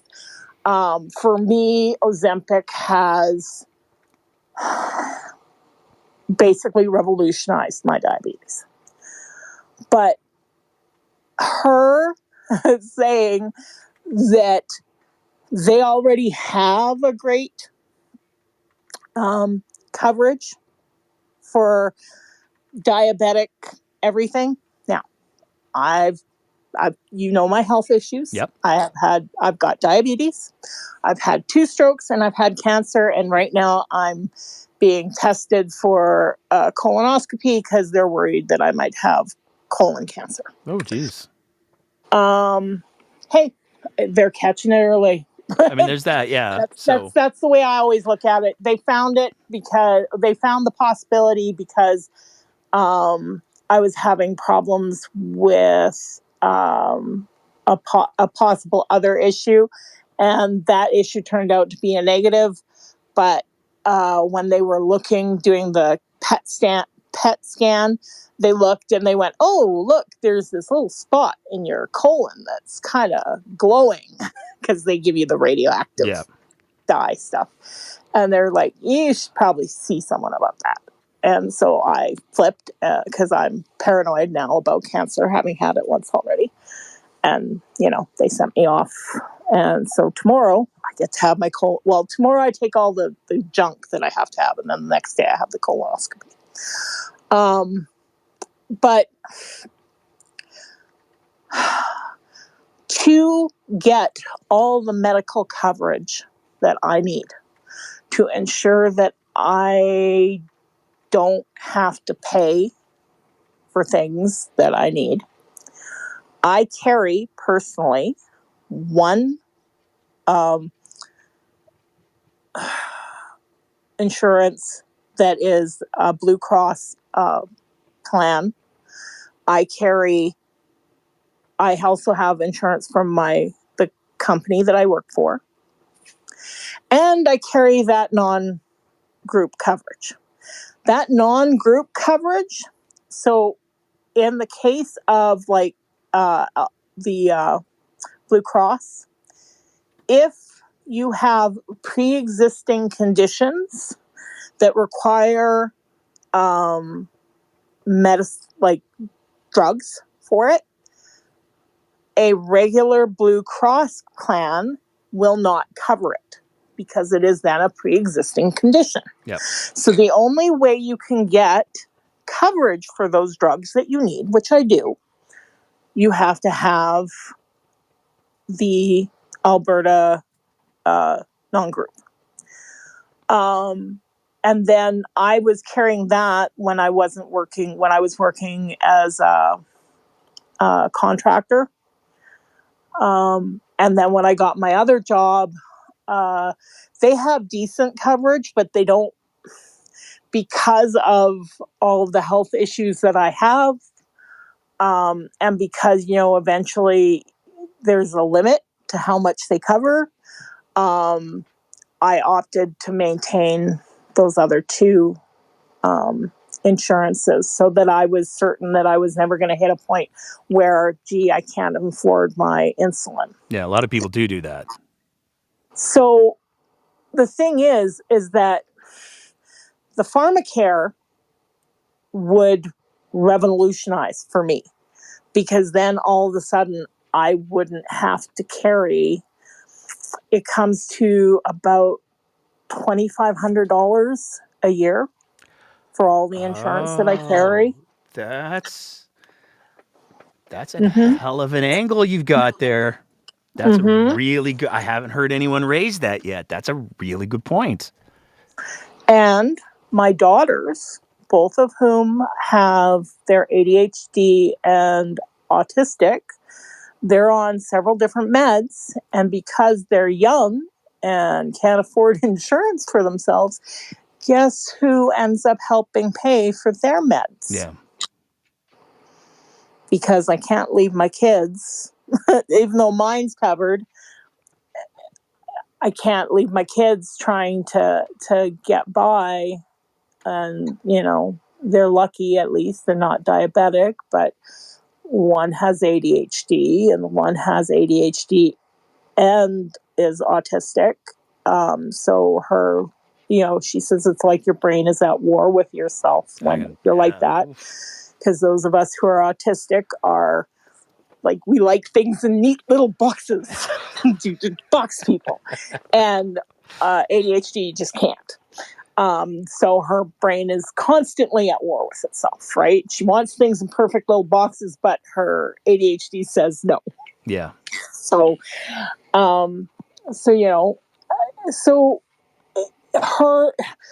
I hate Danielle Smith. I've started calling her Death Eater Smith because I'm a Harry Potter fan. So she's definitely Death Eater Smith. And so is Adriana LaGrange. They're both Death Eaters, let's face it. So, you know, the bad guys from Harry Potter. But yeah, so now you know why I hate the UCP a lot. I really like the point that you raise. I really like the point that you raise about how much people could save on extra insurance to cover their diabetes medications, and how quickly that could impact. Like, that's just, again, that's another argument for why are we speaking against, why not we, but why is the province saying no, we want to opt out? Because all she cares about are her rich friends that this money goes into, right? Tell us. This place, that place. She's not about us. She's about her rich friends that can kick money back to her and her government. That's all she cares about. I get really, really angry with the rural folk that basically they lied. They straight out lied. And the rural Albertans just kind of let it go, and they were okay with that. I think that there's a lot of like, I struggle with this. You and I have talked about this before, how, you know, my roots are rural Alberta as well. And I think that there is a part of rural Alberta that is, you know, like, I'll put it this way. I think that there's a lot of rural Alberta, because they've not had access to things like high-speed internet. I may get roasted for this, but that's okay. I think that there's a lot of rural Alberta that, because they have not had access to high-speed internet, and they didn't go through that, you know, gradual process of information dissemination that a lot of people went through, they just got the fire hose turned on. And because there are people in positions who are in positions of leadership who are willing to not correct the falsehoods because it's politically expedient for them, I think that we've got this perfect little ratio of fuel and oxygen to burn stuff. And I think that that's a big part of what's going on. And I think it's really, really unfortunate. I think that's part of it, but I think there's also, and this is going to sound really horrible, but I picked up the bad habit from my mom. I watch American news about. Oh, don't do that. Yeah, I know. but the thing is that they have the same problem with their rural people that we do here. And a lot of it is to do with, everyone says it's education, but it's not entirely education. No. There's almost an attitude of, we don't care if it hurts us. We want to screw you too, about the people that live in the cities.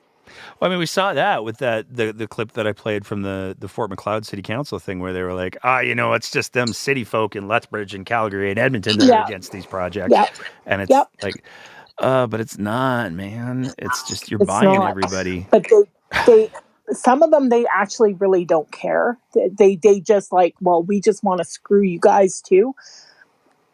But some of it, and Chrissy, that's my eldest, keeps saying, I need to sit down and talk to Janice Irwin, because she actually went. Janice was one of her teachers at one point in time. She goes, because she's been living amongst those rural folk, she says she thinks she understands a lot of what their thoughts and their attitudes are. And she's like, I'm like, well, I don't know. I would think that they would know this stuff by now. She goes, well, I don't know, but I need to talk to someone about it, because she's lived amongst them, because her dad and I split, and because I was really young when she was born, she went out to live with them, and now she's like, I wish I'd gone to live with you. So it's kind of interesting, but yeah, she says there are some really weird, strange attitudes. Like my ex, who's her dad, he's literally, there are things that he could so be helped by some of the things that the NDP have been putting forward, because he has now issues. But yet it's almost like the idea that they should vote against the NDP to help themselves, or vote for the NDP to help themselves, rather than the UCP who hurt everyone. It's like they don't, that's just not part of the equation for them. Yeah. They'll take the pain. I got to ask, I'm starting to get a bit of a queue building up here, Tammy. So what was your third thing real quick? Well, no, we actually covered it. Oh, okay. Look at us go. Was the diabetes meds, the type 1 and type 2, and then the third, and that just naturally bled into talking about the drugs. Oh, okay. Perfect. All right. Well, thank you so much for I really love, like, I'm going to be ruminating on that for a while, but I really love the argument that you've made about the, if people had their diabetes meds covered, people who carry expensive health insurance, and especially layers of health insurance to cover the cost of expensive diabetes meds, wouldn't have to do that. And that would be a great way to address cost of living for a good number of people. So thank you for that. No problem. All right. Anyway, have fun talking to everybody else. All right. I'm going to bring in Cassandra, and then Lynn, and then we got Sunshiny in as well. So, Cassandra, what's going on tonight? Well, Tammy actually touched on part of what I was going to say, and I have to thank her, because that means it'll take me a little bit less time to cover. But the part she touched on was, why people in other parts of the province should care about coal mining and water and stuff. And I think she said it really well, and she said everything I was going to say, so I don't have to cover that now. But I just wanted to say, yeah, I agree. But I do want to talk about the Pharmacare thing, because I've kind of followed this along as it was going, and even when they did the press release, they actually said straight up in the press release that it was going to cover everybody with a healthcare card in Canada, and that, all the stuff that you covered. And it's also on the Canada.ca website.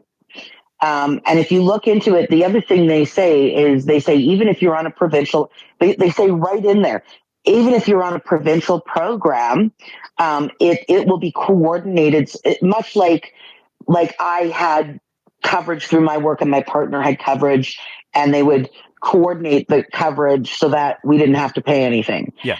So it kind of would work like that. And but the other thing, back to Danielle Smith, that really, Lynn and I were talking in the chat about how we're trying really hard not to be angry. And I have devolved at times with my anger on Twitter and said things I wouldn't normally say because I'm just so frustrated. And I'm saying frustrated because I'm really trying. I am like Lynn. I agree with Lynn. I'm trying not to be angry, but it's really hard. But the thing is, so I'm on AISH and I get coverage through the AISH program. And what's happened since it wasn't as bad. It wasn't actually quite as bad under Kenny. There was some things, but we would raise a stink and then it would get reversed. Under Danielle Smith, it's just gotten worse. They say that we've got coverage, but there are drugs that I get prescribed by my doctor for my health conditions that they were covered. And normally if something was covered, I'd go into the pharmacy, and if it was covered, it was just covered. But now all of a sudden I will go in, and all of a sudden, it'll get covered. And then all of a sudden when I go to refill it, you got to pay money out of pocket. And sometimes it's beyond my means to cover that cost, because they've decided, instead of just, my doctor says I need this many of this, this many tablets over this much time. And they've decided that, oh no, you only need 10 tablets a year. And this is the kind of thing that they've done, and they've cut things like that. And one of the things is like something that's a really inexpensive medication that I use to manage my colitis, which is Buscopan. And it's actually something I don't even have to go see my doctor. I can actually get the pharmacist to prescribe it for me. And I used to, but the prescription would mean it was covered. And now my doctor prescribed me for a certain amount, because he went over a certain amount. I have to pay like $15 out of pocket. And which means that I have to basically ration it when I need it to manage my condition. And that's just one example. And that's not a life-threatening one. That's a quality of life one, because you cannot function when you're in a flare-up. Like, there's no functioning. Yeah. Like, it's just, and so, but I know people that are diabetic that have had, and people with epilepsy that have gone through, different varieties of drugs to manage their conditions. And in some cases, they found a very specific drug that will manage it where nothing else would. And now all of a sudden it's not covered, and they have to fight to get coverage, and it may or may not get the special approval.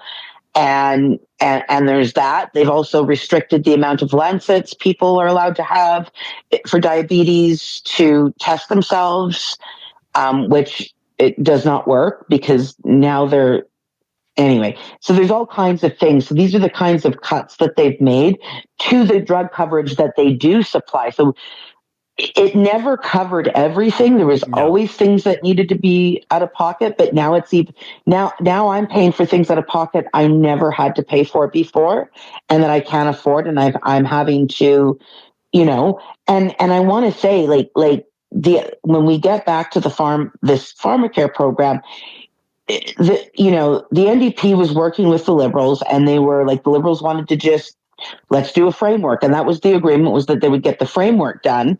And then they pushed, and they managed to, and then they would slowly, add coverage. They pushed and got right out of the gate them to cover all diabetic diabetes medication and supplies, as well as contraceptives. And the thing about the contraceptives is when we're talking about contraceptives, a lot of times contraceptives aren't just about not getting pregnant. No. I've had health conditions throughout my years where I've had to take progesterone only things to manage those conditions. I've had to like my HRT for my menopause, things like that. These fall under contraceptives. So it's not just about it's not just about like stopping people from getting pregnant.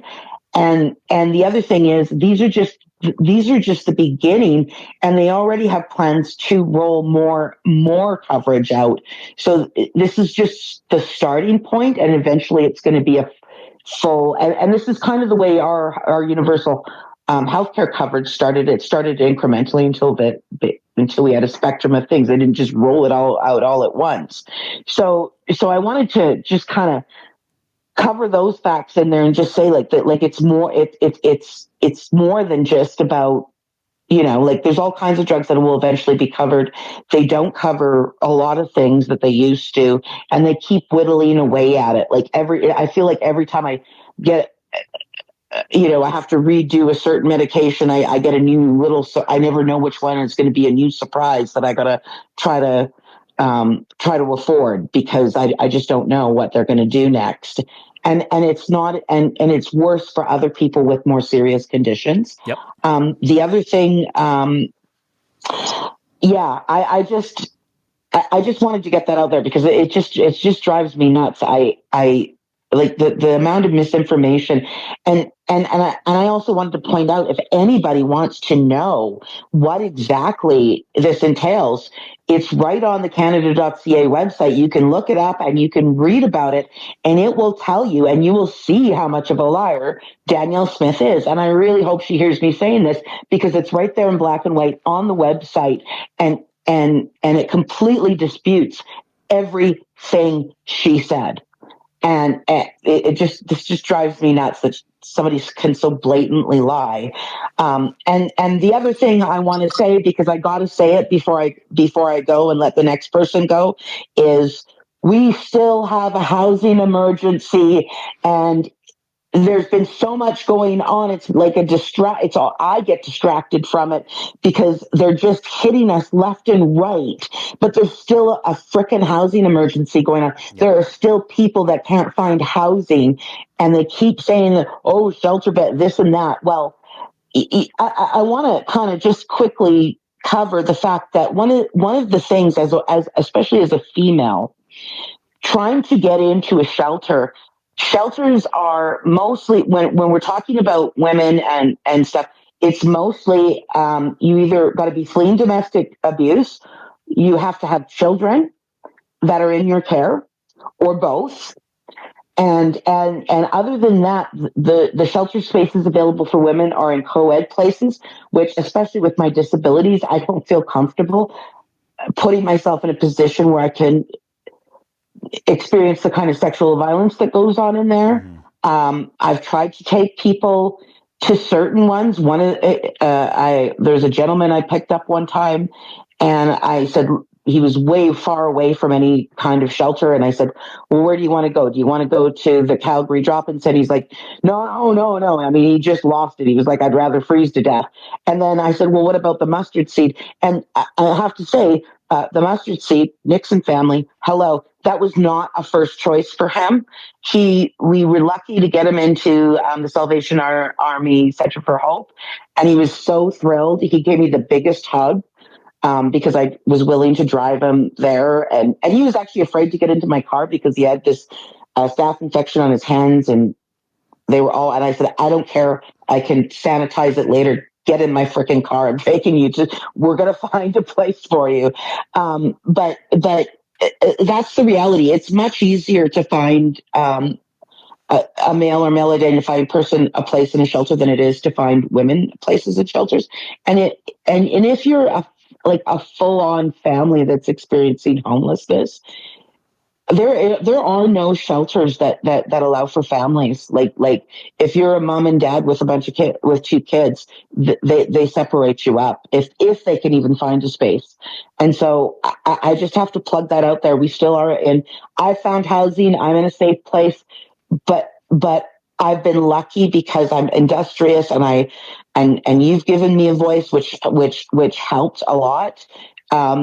And I was able to find, but not so many people aren't as lucky as I am, and not as industrious, and they're just too busy surviving, and we need to care about those people because you know the majority of the new homelessness and these encampments, but I was so close to possibly having to end up in one of those encampments. It was terrifying, and and and there's a lot of people that are working people that end up in those encampments.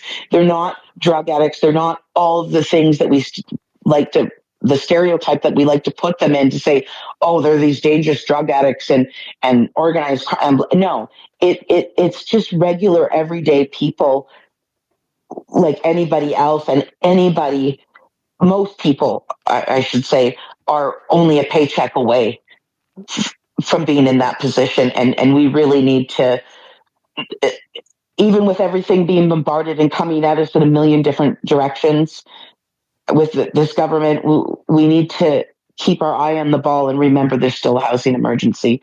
And that's what I have for tonight. Awesome. Well, thank you so much.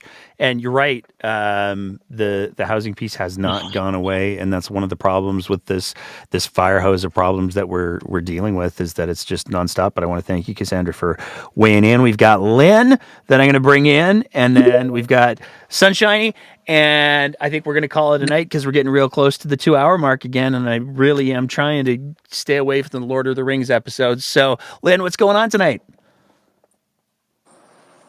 Hi, Nate. How are you? I'm doing good. How are you? Good. Listen, you haven't been live for a while on Spaces, so I'm going to keep it short. But I don't think there's any unwoke folks on here. But when we were talking about the Morinville trans issues, in 1981, I sold Mary Kay with a guy in Fort McMurray, a lovely young Asian man who was transitioning in 1981. He worked at Suncor. The ladies wouldn't let him into their washrooms, locker rooms, and the men wouldn't let him into theirs. So Suncor actually built him his own locker room. So this is not a new thing. He did it back then, and he transitioned, got married, did all that. Anyway, and then this week they took off any information for sexual education. So any young person looking for anything to do with sexual education on the Alberta Health websites or whatever they had them on, that's gone. I think that's not. See, this is a tough one because I know that Janice Irwin tweeted out that they had been removed at the instruction of the provincial government. And this is where it's so frustrating with the current climate that we have right now, because it appears that what happened was there was a Twitter account that was designated for particularly through AHS. And I got to be clear, I'm just speaking for myself here, not for any organizations that may or may not be affiliated with. But there was a Twitter account for AHS that was specific to the sexual health piece, and it was deleted. AHS did release a statement where they said, yeah, no, we've been consolidating some of our social media. Okay. But that being said, this cuts both ways because we have seen that the provincial government has, and I'll use the vaccination stuff as an example, where they had the word COVID removed from a lot of the materials at the direction of the ministry. We do exist in a space right now where it is as equally plausible that this could be being done because the ministry did say, yeah, we're going to shut that down. So like it's the frustrating, we've had a couple people on the team who have been kind of trying to sort through the whole thing. And the frustrating thing is because of the way that this government conducts itself, we're actually going to be tomorrow filing a FOIP to find out what were the reasons and what was the communication around this Twitter account being removed, because there's no way to know. The government has interfered in the communications that AHS has used with the population before. We know that demonstrably. It's entirely within the realm of possibility that they could have done it again. And I just resent the hell out of the fact that this is the climate that we're in, where there's no way to know for sure. So I take your point. And I mean, it fits in with them Yep. not wanting to have any of this in schools, right? So 100%. In in the 70s, let's say 74, 75, I had to go into a hospital where all of the hockey family lived. So I lived in the next town to Viking. And while I was in there, a girl had a baby. And a boy came in, and I was like, what's going on? Like, I mean, this is small town Alberta. And another girl said, oh, well, he's the father. And I said, what do you mean he's the father? He's the father of 2 other kids. So without the sexual education that we didn't receive in the town of Viking in the 70s, maybe early 80s, Alberta Health came in and documented these children because so many fathers had impregnated different women that it was basically what I do is genealogy, to make sure that these children didn't marry each other when they got to be teenagers. That's what non-sexual health education brings to us. And maybe that's not a big story anymore, but it was a big story when we grew up because there were so many girls who had kids with the same father. Anyway, that's all I wanted to say, except if you could please delete your Patreon and use Buy Me a Coffee, because Patreon supports Russia. And What? so they're shutting down so many Ukrainian YouTubers, demonetizing them, that we're trying to get people to go to Buy Me a Coffee. I'll go look this up. I'll see what I can see. I will commit to that for sure. And I just Anyway, want to good say night, Nate. to your point, thank you. And I want to say to your point, I'm looking here, just as you were talking, I was doing a quick little Google thinger. And from the government of Alberta themselves, and this goes towards when we started to see more and more sex ed happening in classrooms and the content of that sex ed happening in classrooms. Between 2001 and 2012, the teen pregnancy rate dropped from 44 to 32 per 1,000 women aged 15 to 19. So education, information helps. Absolutely. There we go. And I have homework. So thank you for that.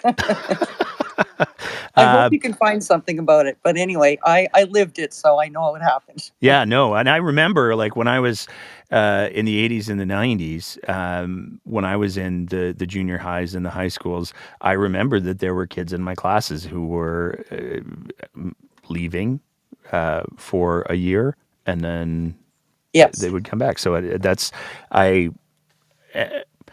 I haven't been in high school for a little bit of time, so I don't know what's happening right now. Well, back then it was rampant in Viking, Alberta, home of the Sutters. Okay. Well, thank you very much. You're welcome. Have a good night. You as well. All of that being said, I'm going to do the wrap up and do the plugs of the things and the stuffs. So to start with, friendly reminder, we do still have our merch. We're still operating in conjunction with the good folks at abpoly.ca. You can get the hoodies, you can get the mugs. I really do. I know that it's not the biggest ticket item, but I do love the mugs. I have my coffee out of that regularly. They've got the t-shirts, and they still have the cuffed beanies, which, even though the weather is still getting nicer, makes an excellent fashion choice. So you should think about getting one if you want to. So there's my incredibly awkward. I'm so bad at selling junk. It's really quite embarrassing. But Couple other things that I want to plug real quick before I plug awkwardly our Patreon page. Before I plug the Patreon, I want to talk a little bit about a couple of the episodes that we have coming up this week, because with the NDP leadership race, we are continuing with this new pattern thing that we got going on, where we're going to be dropping episodes on Wednesdays and Fridays, as well as doing the live shows on Sundays, or at least presenting an interview on Sundays. So on Wednesday, we've got us a conversation. I sat down yesterday with none other than former Minister of Education, former Deputy Premier, former MLA, Thomas Lukasik. And we did us a bit of a post-mortem on the whole RCMP press conference and the investigation and as well as a bunch of other issues. We talk about the NDP leadership race. We talk about the situation with the UCP right now. We cover a whole lot of ground in that conversation. That conversation is going to be going up for our Patreon supporters tomorrow evening. And then it'll be going live on Wednesday. But we also have another conversation that we're going to be presenting on Friday. And it's kind of a jarring little conversation. When we sit down with a couple of members from the Edmonton Public School Advocacy Network and their response to the provincial budget. And it's very bad. It's bad. But it's a critically important conversation, and there are some ways that you can help them do what they're trying to do. So would strongly encourage you to watch out for that episode. That'll be going live to the public on Friday. It'll be up a couple of days earlier for our Patreon supporters as well, which gives me the space for the Patreon plug. As always, if you appreciate the kind of content that we're trying to produce here at The Breakdown, we'd love nothing more than if you signed up to be one of our Patreon sponsors at www.patreon.com/TheBreakdownAB, where for just a little bit of money, you can help us continue to produce the kind of content that we do, and you can tell your favorite UCP politicians that you are supporting the breakdown, because we do have there's costs with doing this thing. We do the FOIPs, we do the streaming and all of that. So every little bit helps. If you can't, we totally get that. We know that there are a lot of people who follow the show and who watch the show who simply do not have the financial means. There is an affordability crisis in this province right now. So if you can't, that's cool. There's everything that we put on Patreon eventually becomes public. So we're not going to do like the whole paywall-y thing, because that's not cool. It doesn't make conversations happen. So if you can't afford it, that's cool. But if you could do the like and the share, and if you're watching on the YouTubes, smash that subscribe button, as the kids say. I'm told that's what the kids say. I don't actually know, but that's what I'm going to go with. So if you can't do that, then you can do that there. Busy week is what I'm trying to say at the end of the day. We got a lot coming up, and we're going to continue to have a couple more interviews with more NDP leadership candidates as we go through the thing. And we've got a special little project that we're in the early stages of trying to sort out. And this is where we could use some feedback from all of the listeners, all of the viewers. If the breakdown was to try to put on a leadership debate for the NDP candidates, not an official party one, but a breakdown style one, is that something that you could get behind? Is that something that you think that you could encourage candidates to get behind? We're still kind of mapping out the format, but we had a creative meeting last night, and it's something that we're thinking that we might try to pursue. So if that's something that you'd like, send us a DM, let us know, tweet at us, no, that sounds weird. Tweet at us. And we're going to see if we can set something up like that in the coming weeks. All of that being said, big thank you to everybody who watched live tonight. Big thank you to everybody who listened live tonight. If you're listening to the podcast version, go ahead, leave us a rating, little review. All of those things help us to get the podcast into more ears.